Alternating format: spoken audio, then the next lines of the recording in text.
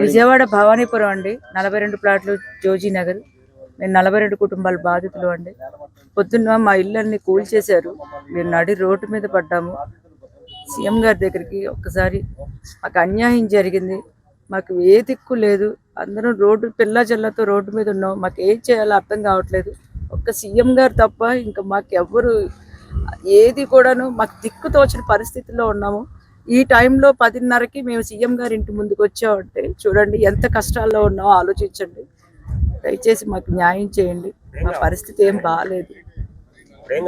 కొంచెం సీఎం గారి దృష్టి దాకా తీసుకెళ్ళి మా స్థలాలు మాకు ఇప్పించండి. సీఎం గారు వచ్చి ఇక్కడ మాకు ప్రజలు అక్కడ ఇళ్ళన్నీ కుప్ప చేసి పెట్టారండి. సామాన్లన్నీ కూడాను మొత్తం కూడా పగలగొట్టేశారు, దౌర్జన్యం చేశారు. మాకు December 31 వరకు కూడా టైం ఉంది.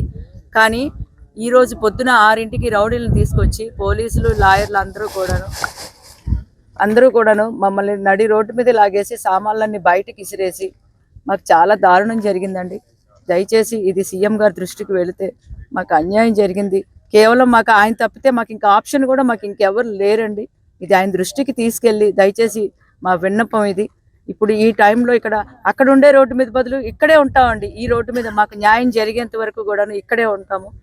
ఇది మాకు ఏదైనా సరే 42 కుటుంబాల ఆత్మహత్యకు సిద్ధంగా ఉన్నామని మేము విన్నవించుకుంటున్నాం. కుమారి అండి, నా పేరు లలిత కుమారి అండి. మాది 1వ నెంబర్ ఫ్లాట్. మేము 2001లో ఆ వెంచర్ వేసారండి. మేము 2013లో వేరే వాళ్ళ దగ్గర వెంచర్ వేసినప్పుడు వేరే వాళ్ళు కొనుక్కున్నారు. వేరే వాళ్ళ దగ్గర నుంచి మేము కొనుక్కున్నామండి. 2016లో మాకు లాయర్ నోటీస్ ఇచ్చారు. ఇదేమిటని కోర్టులో పోరాడుతూనే ఉన్నాము. మాకు ఆల్రెడీ ఇప్పుడు స్టే ఉండగా సుప్రీంకోర్టుకి వెళ్ళాము. మాకు స్టే ఉండగా ఆగండి అని ఆగకుండా ఇంట్లోంచి బయటకు లాగేసి మా వారి స్ట్రౌట్ నీ మీద ఎక్కిస్తాంరా బుల్డోజరు అని అన్నారు. అలాగే కట్టుబట్టలతో బయటకు వచ్చి మాకు ఏం చేయాలో అర్థం కాని స్థితిలో రోడ్డు మీద ఉంటే సీఎం గారి దగ్గరకన్నా వెళ్తే మాకు న్యాయం జరిగింది. నాకు 55 సంవత్సరాలు. మేము రూపాయి కూడబెట్టుకుని కొనుక్కున్నది ఎవరిది ఆక్రమించినది స్థలము కాదది. మా సొంత కష్టార్జితంతో మేము నీళ్లు పోసుకొని కూడా తిన్న రోజులు ఉన్నాయి. అలా పిల్లల కోసం అని కొనుక్కున్నాము. ఇంకా మేము శాంతం ఎదగను కూడా ఎదగలేదు. మాకు 55 ఏళ్ళు వచ్చినాయి. మేము ఇప్పుడు ఎక్కడికి వెళ్ళాలి? మాకు సీఎం గారు న్యాయం చేస్తారని ఇక్కడికి వచ్చాము. ఇంత దూరం మాకు న్యాయం చేస్తారని, ఇంత దూరం అక్కడైనా రోడ్డు మీద ఇక్కడైనా రోడ్డు మీద సీఎం దృష్టికి తీసుకెళ్తారని మేము ఆశిస్తున్నామండి. ఈ టీవీ ఛానల్స్ అండి. 1998లో మా నాన్నగారు ఆర్మీ నుంచి రిటైర్ అయిన డబ్బులతో కొన్న ఫ్లాట్ అండి అది.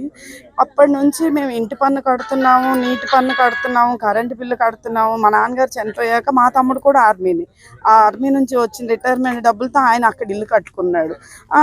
ఇన్ని రోజుల నుంచి ఇది జరుగుతుంటే ముందే చెప్తే మేము ఇవన్నీ ఏం చేసుకోకుండా ఉంటాం కదండి. ఇప్పుడు పిల్లలు రోడ్డు మీద పడ్డారు, ఎవరిని ఆశ్రయించాలో తెలియదు, ఎక్కడికి వెళ్ళాలో తెలియదు.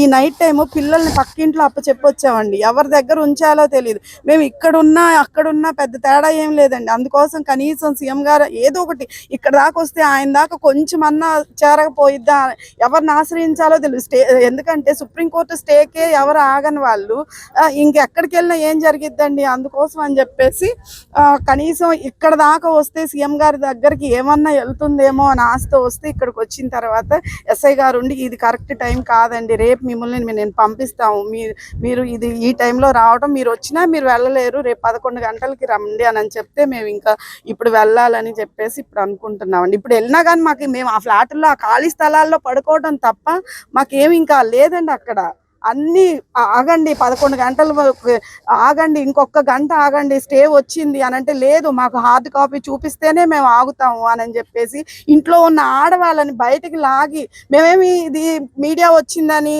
అలా చెప్పట్లేదండి, నిజంగానే అవి జరిగాయి. ఆ వీడియోస్ కూడా మా దగ్గర ఉన్నాయి. ఇంకా సీఎం గారు తప్ప ఇంకెవ్వరు చేయలేరండి. ఇంకా అది దేవుడి మీద సీఎం గారి మీద ఆయన మీద తప్ప ఇంకా మేము ఎవరిని మాకు ఇది దానికి ఒక కమిటీ ఉంది అని అంటున్నారు, నిజంగానే సొసైటీ ఉంది అని అంటున్నారు.